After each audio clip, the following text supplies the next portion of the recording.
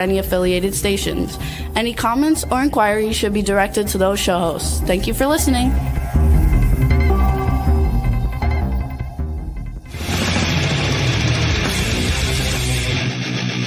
Hi, you're listening to The Adventures of Pipeman on W4CY Radio.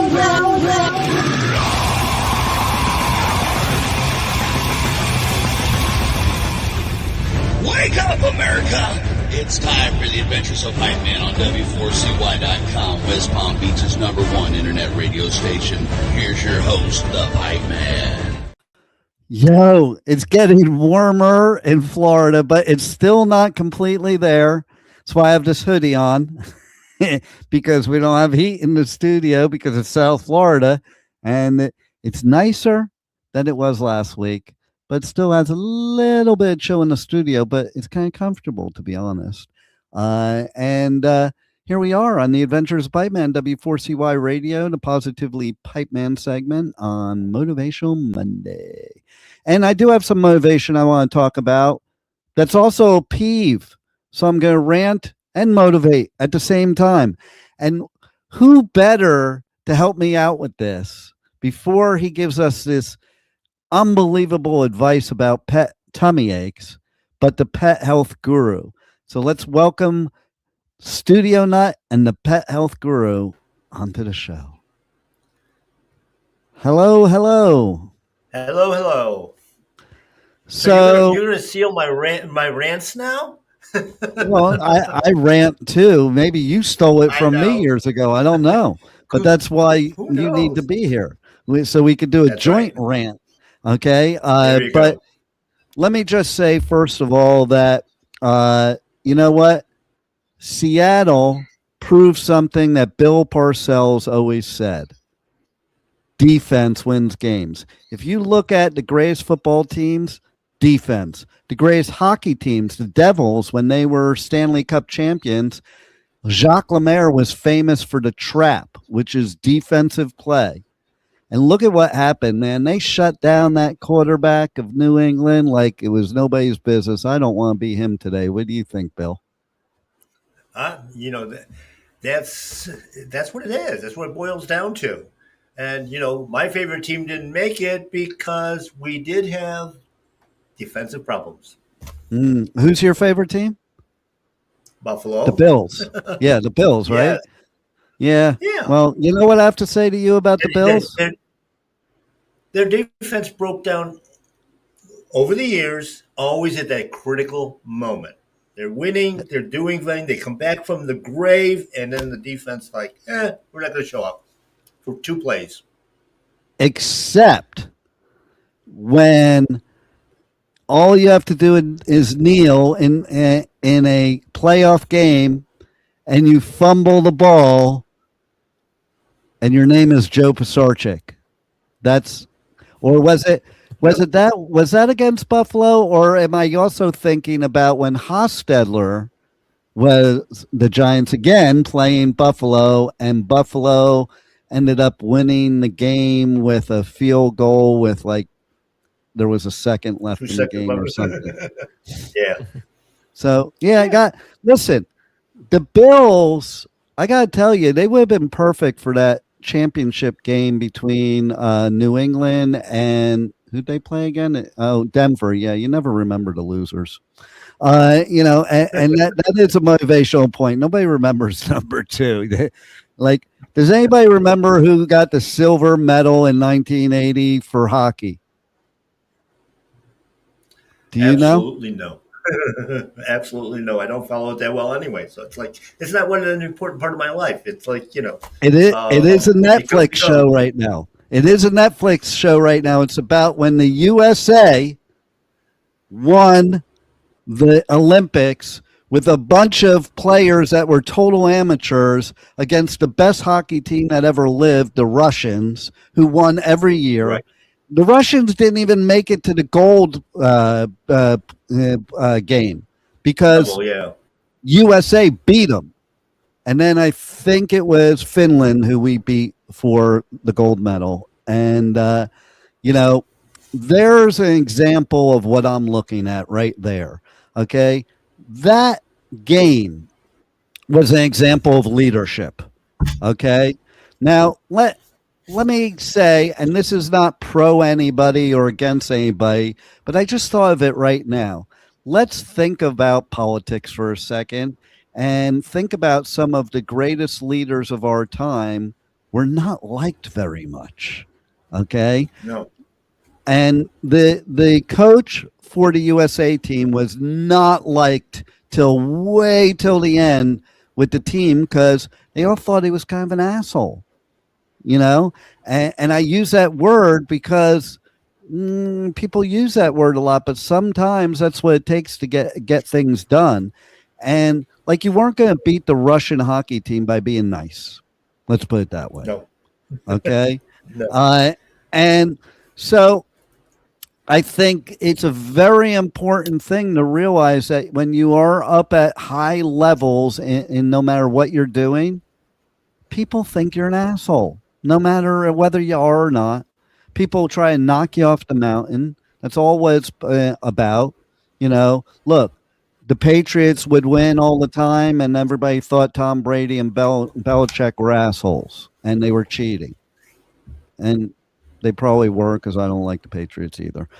So I'm glad they lost.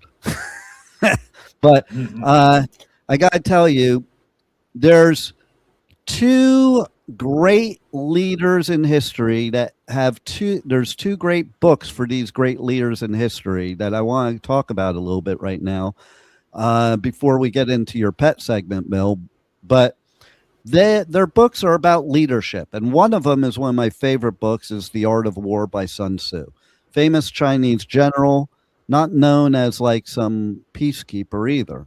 Okay, but what is taught in that book for business and negotiation tactics is one of the greatest things ever. So good that even Dave Mustaine of the heavy metal thrash metal band Megadeth, who just put out their final album recently, mentioned it in an interview.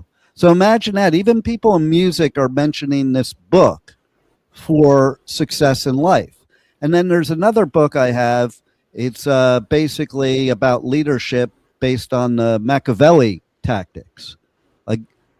And isn't it interesting, Bill, that some of the people we most hated in history as leaders, or that we consider evil, did have some redeeming qualities, especially when it came to leadership skills? Well, that's evident in a lot of businesses as well. Both of us being, in business, we get employees that think that we're terrible. We get people that, even customers, that think we're horrible. Oh yeah, one thinks I'm a fucking asshole. One thinks I'm an asshole. Okay. But it's true though, right? Yeah, it's true. I mean, they second guess you. They always know more than the boss does. They're always disgruntled. They complain. But at the end of the day, it's the boss's vision and drive that basically gets the job done. Whether you like it or not, we still got it done. My dad gave me the best advice one time that aligns right with what you're saying. So one time I was in the investment business. I called him up one time, and it's like I had all these brokers that worked for me, and in that business, brokers, they work on straight commission. They don't make money unless they pick up the phone. They have to pick up the phone, smile, and dial. Okay. And like, I had people in there that would just sit there all day and stare at the wall. Now, they have no possible way to make any money. They could be doing a lot better things with their life than staring at a wall. I called my dad. I'm like, I don't get it. I have given these brokers the opportunity where they can make a minimum of 20 grand a month, and all they have to do is pick up the phone. I even said I'd help them. I would close deals for them. And they just stare at the wall. And I don't get it. Why would you work somewhere and stare at the wall and not get paid? What's the point? And what he said next, I think, is some of the greatest advice I ever heard in my life. He said, if they were you, they'd be your competition, not your employees. And that says it all right there. That says it all right there, especially for, see, the people that work for you and they think they know better. Some things they may know better. Juan will tell you, I'm very open to people's suggestions. And I told him in the first interview that I was, and I want them. But I also told him in his first interview that basically, but I might have already tried it and found out that it didn't work, And like, see, that's the point. The people that are the leaders, maybe they just not experienced the failure already. Okay. And that's where their knowledge comes from. And so the point is, a great leader makes all the mistakes themselves first so that they can lead their people the proper way, and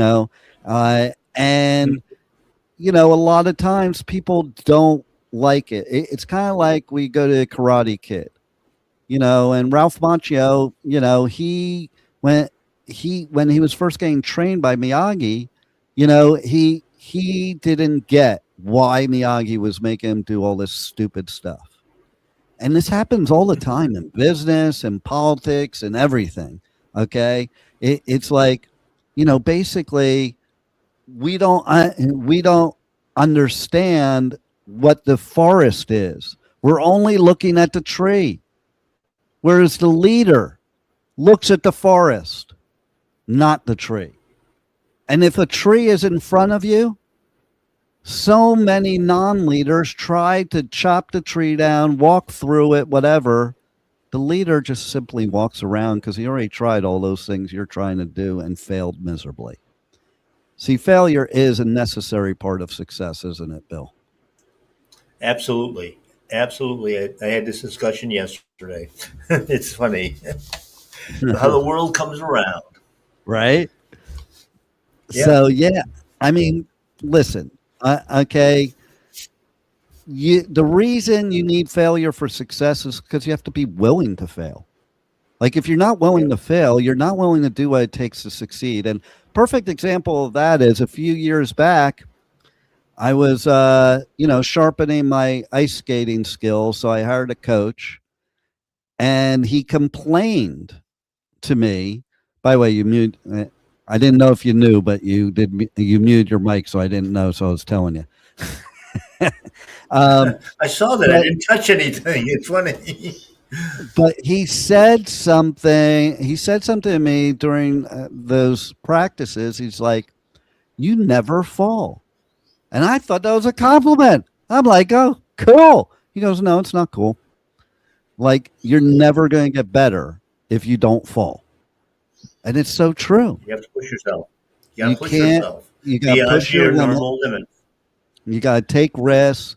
Roger Bannister, who broke the 4-minute mile for the first time. Before that, it was considered, and we're in the Olympics now, so it's appropriate to talk about it. It was considered humanly impossible to break the 4-minute mile. Now, if you do that in the Olympics, you're a crappy runner, because that's no longer humanly impossible. That's actually, you're a pretty crappy runner if you can't break a 4-minute mile. And that's an example of pushing yourself beyond the limit. We see it all the time with leaders. But there is one, okay, now we got to get to the rant section. Okay. And that rant section is about how you act as a leader. Okay. And I am a firm believer, me personally, a firm believer that if you're a leader, you should be a professional, set the example. You should be a promoter of unity, a promoter of compassion. That's leadership the right way. And the fact is, I will do a rant right now of the crap over the Super Bowl. It's absolutely ridiculous that there's 10 million different halftime shows, because they're not halftime shows. They are shows they're putting on another network during halftime.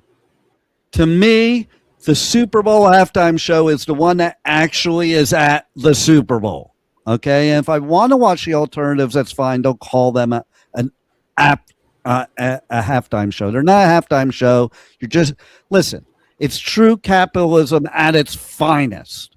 all these people, they make it a thing about their bitching about Bad Bunny performing, but really they're just taking the opportunity so that they could create their own halftime show because they weren't invited to do a halftime show at the Super Bowl, and they could charge people for it and make money off of it. And I have no hate for that either. Okay. Be an entrepreneur, but don't make it like it's some great gesture, like you're being a patriot. Okay. You're not being a patriot just because you're putting on a different halftime show. Number one. Number two, I just want to inform everybody in the United States of America, keyword of United States of America, okay, that the United States isn't only America.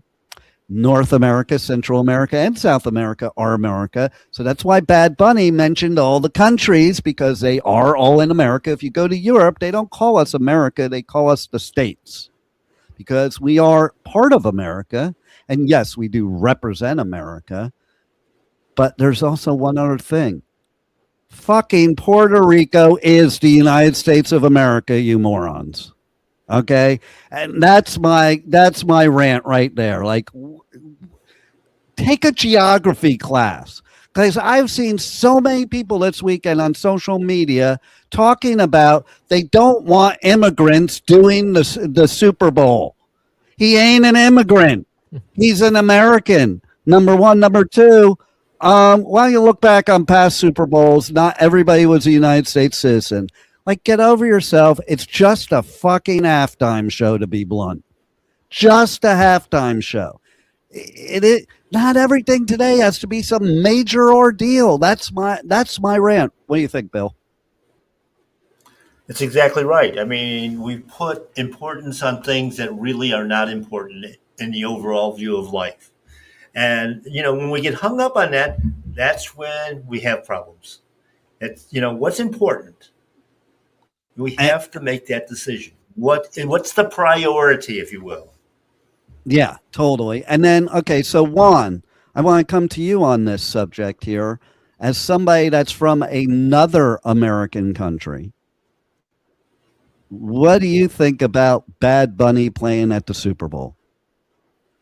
I mean, it's not about the Spanish or English thing. It's more about, who's the biggest artist right now, who can bring in the most money. Because at the end of the day, the NFL is a business and they are in it for the money.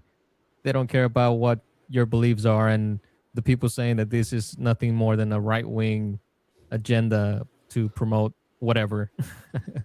Well, it's actually, Evan Bad Bunny is the left-wing agenda, according to the right-wing agenda. And you're absolutely correct. That was the other thing. Okay. Again, capitalism as finest. First of all, the Super Bowl is called sports entertainment. It is entertainment. Music is entertainment. Things you watch on TV are entertainment. So what are you going to do? You're going to bring the number one entertainer in the world to perform so that you can get even more millions of dollars in advertiser dollars, knowing the exposure that's going to give. And right now, Bad Bunny is bigger than Taylor Swift. So there it is. And it's pretty funny because one of my brothers who I go to Costa Rica with a lot, a few years ago, he was mentioning Bad Bunny, and he's not into music like I am. I didn't even know who he was talking about. I thought he was talking about Joey Roll's wife because she's called Bunny. And he's become very close and involved with them and stuff like that. And I know if this particular brother is involved with him, the dude's a good dude. So maybe another brother I wouldn't say that with. But you know what my biggest rant is, Bill? What's that? Is why my pet gets a tummy ache and what I can do about it. It's amazing that's one of the most, probably the biggest reason that people visit their animal doctor. We don't realize that everything that's going to be adjust our health has to get into the body somehow, and it has to normally comes through the mouth in the form of foods, junk, whatever. And if it's the wrong thing, guess what happens? We have an upset stomach. The Mm. body has got to try to purge itself of those bad things. And when we're looking at, like I say, food is basically just a vehicle. It's bringing things in and it's taking things out. Diarrhea, vomiting is housekeeping. It is not sick. It's housekeeping. Get rid of the bad stuff so we don't die. But, You know how we parents, change. you know how parents always said, I could bring you in this world and I could take you out. That's what the pet stomach's doing when you put stupid crap in it. It's the same with our stomach. And, Yeah. I mean, especially people that are older that grew up in, the 60s, the 70s, the 80s, overindulgence was part of life. And on Sunday mornings, everybody's like, oh my God, I wish I was dead. I feel horrible. And, we're recovering slowly, slowly. And then all of a sudden it's run to the bathroom and everything comes out, one end or the other. And we've been healed. Oh my God, I feel so much better now. Hey, can we go back to that place we were at last night? The body took care of it. I was just thinking of something that, back then when you were talking about people took peyote buttons and basically in order to get high, you had to vomit first. So you would take the peyote buttons, vomit, and then get this really good high. Like, I don't know when they were doing that. I think I was 1 or 2 or something, but so I don't remember how it. I don't remember how it felt. But no, seriously though, like that's interesting too. That's an interesting what reaction that your body creates. That not only does it make you vomit because you put this poison in your body, but it makes you high because it affected your brain too. Yeah. Well, in that case, what it was by vomiting first, the stomach is and the intestinal tract are probably pretty much empty. So now the absorption rate would be highly increased. There's no competition with food or real, healthy stuff. We just put in the bad stuff. Yeah. And so here's two perfect examples of what you're talking about right here. Okay. Somebody in my family recently, they felt they got food poisoning, and ergo their dog also had tummy problems, thought their dog had food poisoning. Of course, brought the dog to the vet, did all these things, that the vets do, blah, blah, blah, blah, blah. And I just said to him, I'm like, maybe you just ate something and that's it, and it's like, I also talk about like he has, a lot of gastro problems, which I used to have until Dr. Jafari. And, it's like, yeah, the doctor's going to give me this medicine now because that one's not working. I'm like, why don't you just try not putting the stuff in your body that causes GERD? Like, it's such a simple solution. I don't understand because, then you can't eat the shit that you like, But you know what? My attitude was like when I reversed the diabetes, I love sugar. I love carbs. I love chocolate. I remember being in my 20s, I used to argue with healthy people like, you need carbs and blah, blah, blah. But at the end of the day, when it did happen, I was like, well, I had a good run. Like that was my attitude. Now I can't do that anymore. Okay. And I also realized that I had those problems because I did that. We don't realize that when we're younger. Like, so it's just like with cigarettes. Did you know, Bill? And I remember this happening. It was my goal to do it then, but I didn't. That if you quit smoking most of the time by the age of 35, if nothing has happened to you yet, you will go back to as if you never smoked. But past 35, you're screwed. Past 35, you've already done too much damage. It actually varies a lot depending on what positive things you're putting into your body too, and how much you're detoxing. But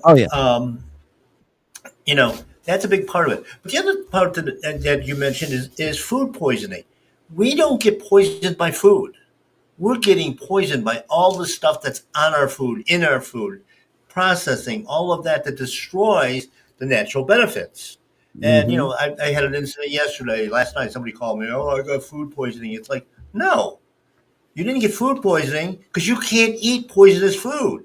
You go out in the woods and grab some berries that are poisonous, put them in your mouth, you'll spit them right out. Your body knows innately that vibrational, um, you know, the rhythms and that sort of thing. This body says no, no, no. Yeah. Out it comes. Okay. Now, if I spray that poisonous berry with sugar water, oh, it's okay. You mentioned chocolate. When you buy chocolate, how much cacao is actually in that chocolate bar, and how I much know, wax, right? and how many flavors and chemicals and preservatives. The fact that it doesn't melt. What did they do to the chocolate bar so it won't melt? That's what I found out when I went to Europe. That is an actual fact that Hershey bars include plastic. So you're eating Yes, plastic. And that's why the European chocolate's so much better because they don't have any plastic in it. that's And right. but the melting is what made me think of it because you can literally have a candy bar and, you know, unless it's extreme conditions, it may not melt. But if you get a real candy bar like you would in Europe, it'll melt in your hands as you're leaving the store. Yes. Yeah. Yeah. And there's so many of our food products that are that way. And of course, once you put that bad product in your gut, the body has to respond to it. It's got to try to get rid of it as quickly as possible.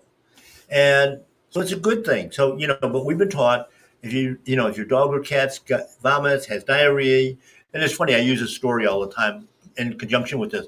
Let's say you were blessed with a puppy and a young child. You're working all week long, okay? Everything, it's been hectic, everything else. You got a housekeeper, maybe it's mom, grandmom, or whatever. You get home on Friday afternoon. All you want to do is kick off your shoes, sit back with maybe a glass of wine, a cocktail, whatever, and enjoy the family. And as you're walking in the door, the caretaker says, "Oh, by the way, the dog and the kid got diarrhea." You Mm. go into the house, you pick up the phone, you call your pediatrician. Okay, this is what's going on. Okay, just calm down what the foods are that you're putting in the body. Let's do energy, keep them hydrated. And if you have a problem on Monday, call the office and we'll fit you in sometime during the week. You hang up the phone, you pick up the phone, call the animal hospital. My dog's got diarrhea. Their response is, oh my God, it's an And emergency. you're oh my God. Yeah. But okay, so as soon as they said it's an emergency, that's $500 to $1,000 on your bill because it's an emergency. You walk in, they throw the dog on the table, they start putting in needles and giving him fluids and antibiotics and anti-diarrheal drugs and anti-vomiting drugs because the other drugs are making the dog sick. We have to hospitalize them immediately, and you can probably pick them up Monday or Tuesday. So Monday you go into the office and pick up your animal. They give you a bag full of antibiotics and other medications. Your dog is actually sicker than he was in the beginning, by the way. Um, Mm. and you're thousands and thousands of dollars poorer. In the meantime, the kid was out Saturday morning playing because it was only an event. Once that stuff came out of the body, why are we plugging him up after it's out of the body? That makes no sense to me. I guess it's kind of a rant. That's a good rant. I like that rant. There's so much Okay. to rant about when it comes to stuff like this too, because it is true. It's like you call the vet and they put you in panic mode, and now you're willing to spend whatever money you have to. And the Yeah. same thing that you wouldn't spend on yourself. Like I know so many pet owners that they won't even go to the doctor because they don't want to spend money on their health. But if it comes to their animal, Oh yeah. there you go. Yeah. Well, the thing, and that I look at, first off, it's sold that if you don't bring that animal in right away because it's an emergency, it'll probably die. That fear-based medical sales pitch. You're going to die. Your dog is going to die. We don't know what it is. And then at the end of it, anyway, they run all these tests and they can't find anything wrong with the animal because, like I said, it was an event. But now you've been through this, okay, with your heart problems. Did you ever know, and this goes to your previous rant, did you ever know anybody that was treated by the second best heart doctor? Everybody always has a first Yeah. because he saved my life. Well, where was it written that you were going to die? Yeah. You were told that. The second best, you died. So everybody's alive has always had the very best, and there's hundreds of thousands of best cardiologists. Isn't that amazing? You can't have Yeah. one best. Well, what's interesting too is a few things, whether it's vets or human doctors, is the limited training that very, very limited training they have on nutrition and on pharmaceutical drugs that they prescribe to people. Okay. That's number Right. one. Number two is their thought processes that they're brainwashed into. Okay. So going back to the heart thing, Yeah. the first time I had the heart attack, I picked some doctor in Green Acres, I think it was. He was Hispanic. I have to mention that because I'm going to blame Juan for what happened next. And basically what I did is I was seeing Dr. Jafari before that, and I had all her supplements. So I walked into his office with all the supplements. And the only reason I walked in there is because I'm smart. Because I do realize that certain times, once you have a condition, certain supplements may be bad or coincide or what have you, or be too much. Like, for instance, I knew for a fact that my supplements had spinach and other blood thinners in them when they have you on blood thinners already. So that's too much blood thinning. So when I went in, this doctor basically refused to look at him. And basically, in so many words, said it was a bunch of bullshit. He goes, that was all great. Now that you've had a heart attack, now you need to do the real stuff. That's all great for preventative, but now you got a real situation, blah, blah, blah, blah, blah. And he was rude about it. Never went to that cardiologist again. Never went to that cardiologist again. I don't care how good he is. So then next, what I did is I had Dee, remember Dee that worked for us over here? I had her call, was it Dee? Oh, actually, it wasn't even Dee. It was somebody else that worked for me that I had call basically every cardiologist in Palm Beach County and ask them one question. Are you open to natural health? And I said to the person I had called, I'm like, because if you go and you have to word it that way, because if you say, do you something like, do you practice natural health or promote it, they're not going to. I just want them to be open to it. I just wanted somebody that was going to be open to it. I knew that was the best I was going to get. So the cardiologist I have currently is the one she found after calling a lot of them. And he literally, after she asked that question, he got on the phone with me. And he's from Mount Sinai, so no schlump. We're not talking like no small doctor. And he talked to me for like an hour and a half. I wasn't even a patient yet. And so that impressed me because that doesn't ever happen nowadays. You're lucky to even talk to or see the doctor if you go to the office. And so basically when I went into that made me decide to go check him out, do a consultation. I went in with all of my, and when I say all of mine, okay, people are probably not realizing, like I had 10 different bottles of supplements that I went in with.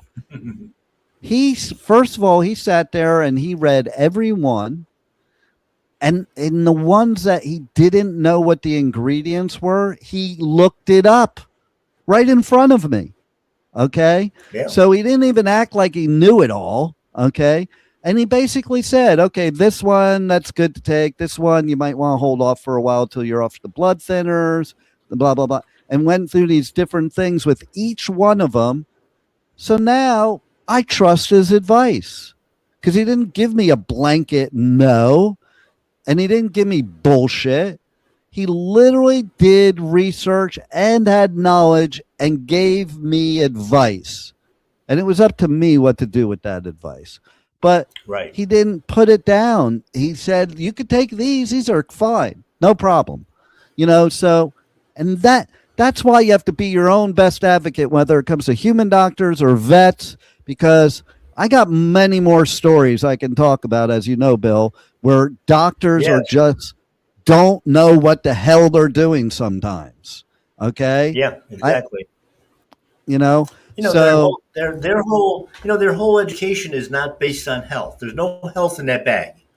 There's no health in their training. It's all about symptom management. yeah. I can load you up with a ton of drugs that will basically shut down your system, but still keep you alive. Hmm. And, take enough painkillers. Hey, everything's fine, but you can't function. No. And You know, here's what I have to say is I get a tummy ache just going to talk to these people that want to do that stuff. What's your thoughts on all this, Studio Nut? I mean, when you see the medication that you're taking and it includes symptoms that it may give you, like side effects that it may give you, and the side effects are usually worse than what you're feeling in that moment. Like, just it doesn't make any sense to me. I love the commercials where people are running through, a field of sunflowers as the guy's saying, may cause death, may cause depression, may cause suicide, may cause this, for like 60 seconds, rattling off all this Yeah. stuff. and they always speed it up, so he always sounds a little high pitched. So it makes And- it sound a little more innocent. And, maybe from some of the pharma that doctors have given me in my lifetime, I may be kind of screwed up because I'm looking right now actually at the screen. And based on the fact that both Bill and I have the bottom part with the white, it looks like two eyes with eyebrows, and you're the nose, Studio Nut. This is what happens, okay? It just random thought just comes into my head as I'm looking at that. So, Bill, tell everybody how they can reach out to you. Check out your show. Check out My Paleo Pet. Check everything out that you have to offer, because the pet health guru can be your guru too. Absolutely. I mean, we can start out this week with, of course, My Paleo Pet, the store, your website. Okay. That's the supplier of all the good, nutritious items that are out there. That's what we are, as a nutrition store for both people and pets. It's not that different. There is no such thing as people food and pet food, except that the government labeled it as such. So they could basically tax us differently. But we got a whole arrangement, of course, of herbs and botanicals and, good food for your pet, good food for you. We do a farm to table presentation in there where the best Florida raised beef, chicken, pork, lamb are available every single day. You just got to stop by and pick out your favorite steak, your favorite cut of meat, fresh eggs right from the chickens on the pasture. They're not being fed corn and soy. And of course, the Pet Health Cafe, where we talk about this all the time. This week, we have a special guest coming on. We're going to be talking about how to eat healthy on a budget.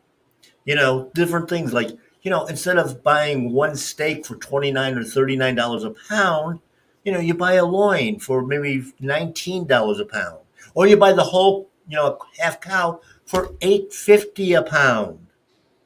You can eat healthy with just budgeting the right way. You're paying, how much do you pay for per pound for, let's say, a candy bar? People don't realize those are costing you $20, $30 a pound. Lunchables that they feed the kids in schools. Those are $15 a pound in a supermarket.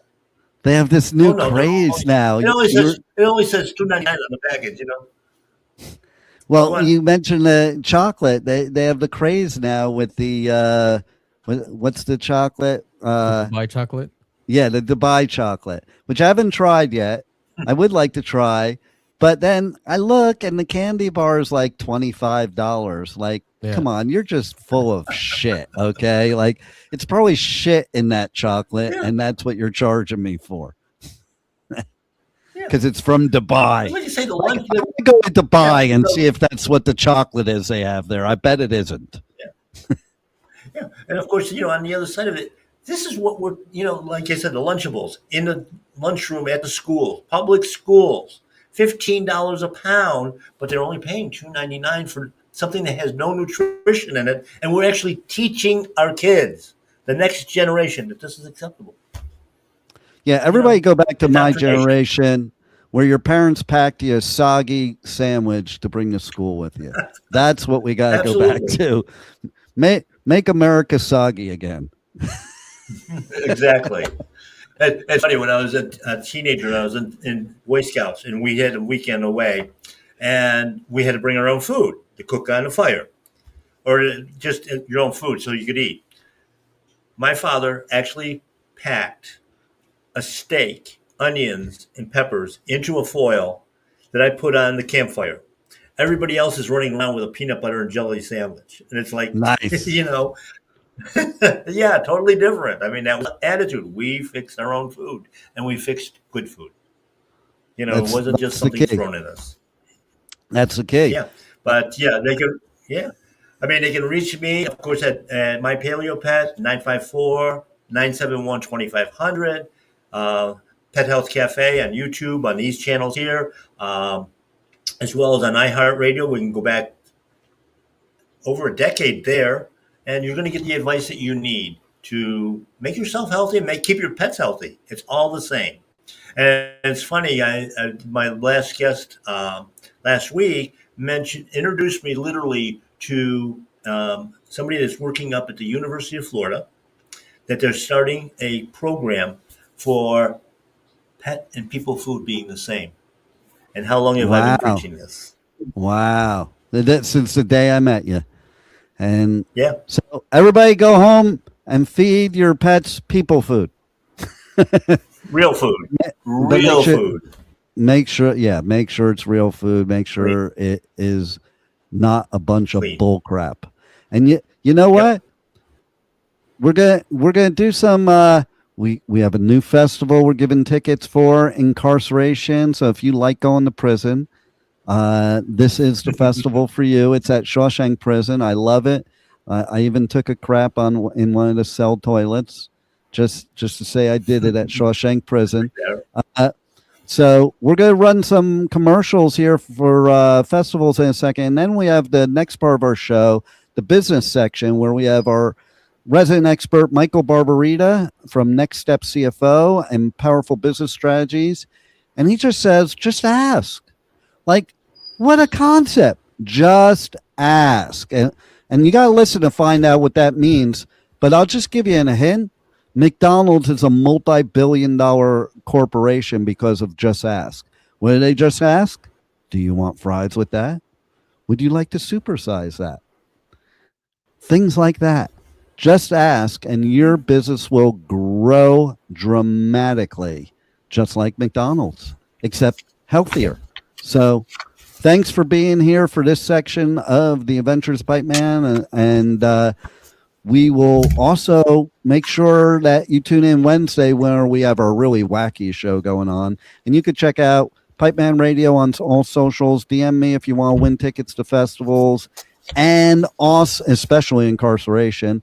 And also, just reach out to me for anything at any time. And go check out all my podcasts wherever you listen to podcasts. You can listen to the Adventures of Pipeman, Pipeman the Pit, and Positively Pipeman anywhere you listen to podcasts. And now, let's go to prison. Incarceration, America's rock, metal, and tattoo festival returns this summer with Limp Bizkit, Disturbed, Bad Omens, plus Gojira, Papa Roach, A Day to Remember, Motionless in White, Ice Nine Kills, Cypress Hill, The Used, and so many more. Incarceration at the Ohio State Reformatory, July 17th to 19th. Passes on sale now at incarceration.com. The Sonic Temple Art and Music Festival returns May 14th through 17th with My Chemical Romance, Tool, Bring Me the Horizon, and Shinedown. Plus, Pierce the Veil, Good Charlotte, The Offspring, Sublime, Godsmack, Breaking Benjamin, Marilyn Manson, and so many more. Sonic Temple in Columbus, Ohio, May 14th to 17th. Passes on sale now for as low as $1 down at SonicTempleFestival.com. Welcome to Rockville. Returns to Daytona International Speedway, May 7th through 10th with Foo Fighters, My Chemical Romance, Guns N' Roses, and Bring Me the Horizon. Plus, Turnstile, Five Finger Death Punch, The Offspring, Breaking Benjamin, A Day to Remember, Godsmack, and so many more. Welcome to Rockville, May 7th through 10th. Passes on sale now for as low as $1 down at WelcomeToRockville.com.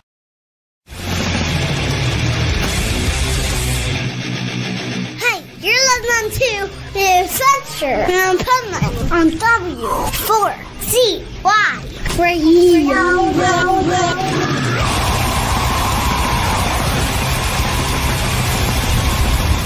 This is the Pipeman here on the Adventures of Pipeman W4CY Radio with a, once again, Positively Pipeman segment, Powerful Business Strategies. And I'm going to ask Michael Barbarita from Next Step CFO if he wants fries with that. Well, that is the single question that makes McDonald's millions of dollars every single day. And here's why it matters to your audience, Dean. And thank you for having me, by the way. The reason why it matters is that 34% of customers will buy additional products or services at the time of purchase if you simply ask. And the problem is that most business owners don't ask. So when you think about it, you're not chasing leads. This is just an additional sale that would have never happened otherwise by simply asking. And companies and Amazon is also great at this, where you buy one product, it's making suggestions on other products that you should buy that are similar that other people have bought after they bought the same product. And it's a strategy that works incredibly well. And everybody's website should also have suggestive selling incorporated in it, especially if there's some type of e-commerce company. But even beside that, I don't care who you are. Anytime you make a sale, you should be asking for another one, and with different products or services that, in all likelihood, the customer does not know that you have and that you offer. And that's the other thing. I was talking to a client today, and I said, every business owner thinks there's someone like Michael Jordan or Abraham Lincoln where they're just not forgettable. They're very forgettable. They're very forgettable. It's because a lot of my clients, when I talk about drip campaigns and reaching out to former customers that haven't bought from you in a while, oh, they know who I am. They know they know me. They know who I am, who we are. We did business with them. They don't. They forget. Yeah. And they need to be reminded. I've got so many clients that just don't understand that concept of rejuvenating former customers and the concept of simply asking. Just ask.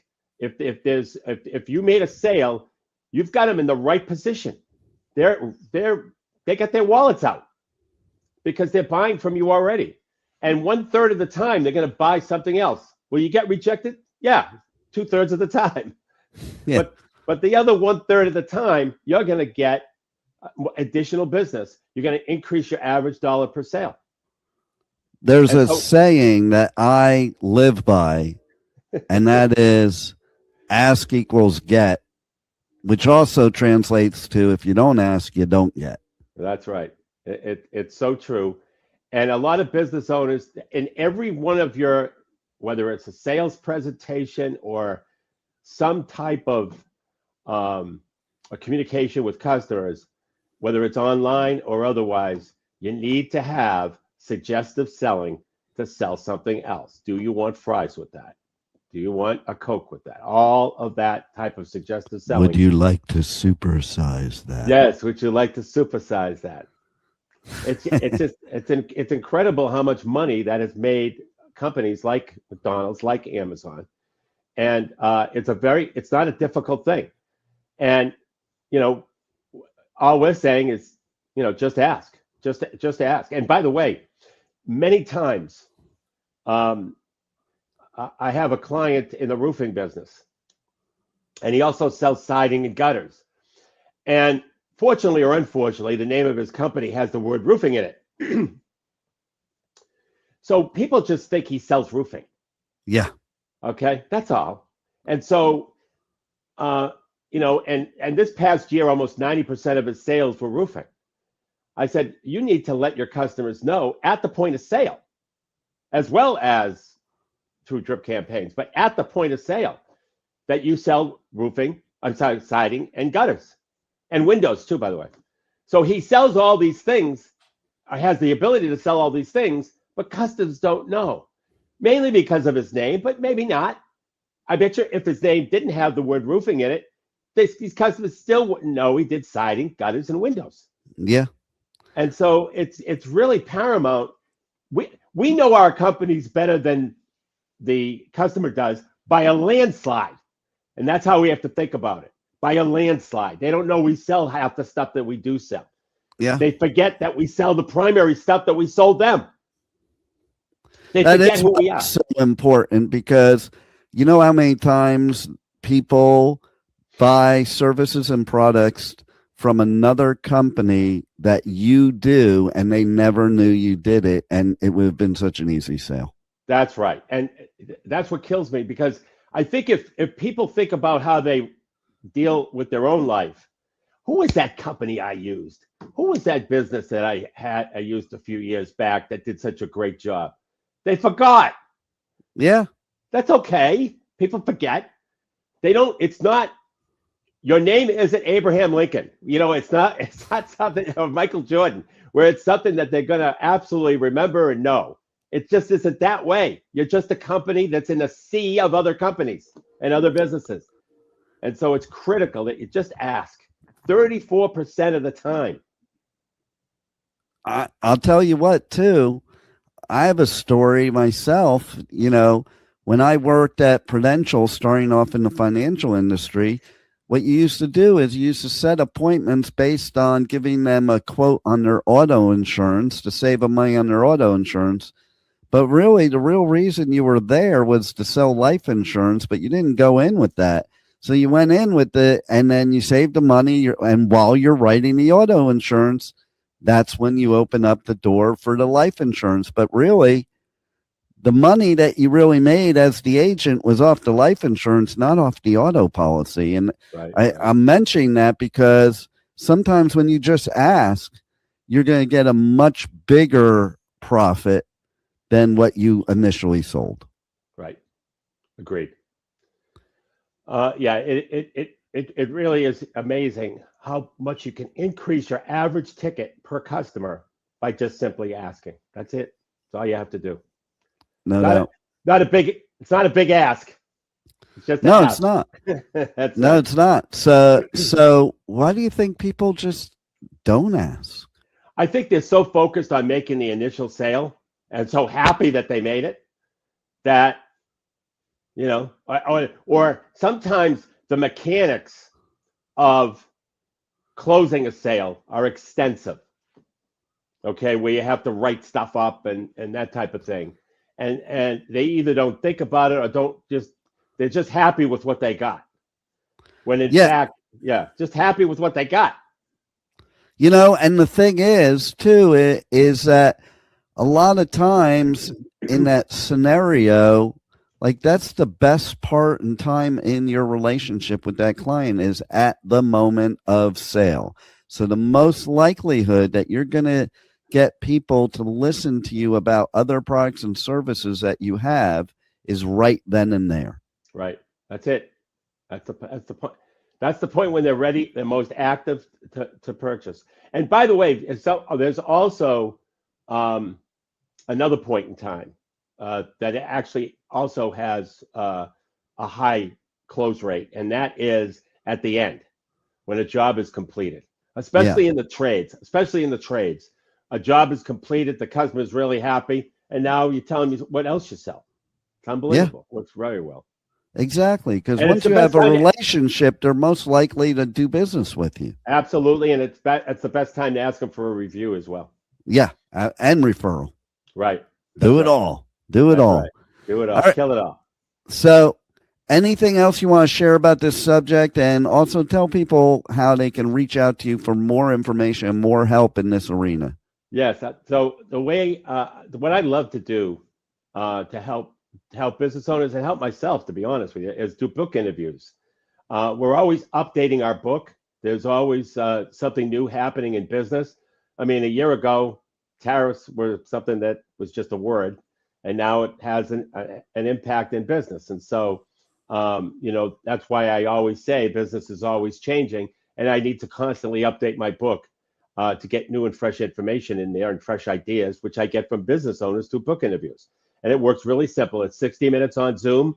I share strategies from my book, and then I ask the interviewee if a business owner in their industry were to implement that strategy, what would the impact be? And then I document it for the book. It's an industry perspective that I like getting. Love it. Love what you do to help businesses. They need it more than ever, I think, nowadays. And thank you, Michael, for all the great advice you give. And thanks for being here on the Positively Pipeman segment of the Adventures of Pipeman. Thanks for having me, Keith. Thank you for listening to the Adventures of Pipeman on W4CY Radio.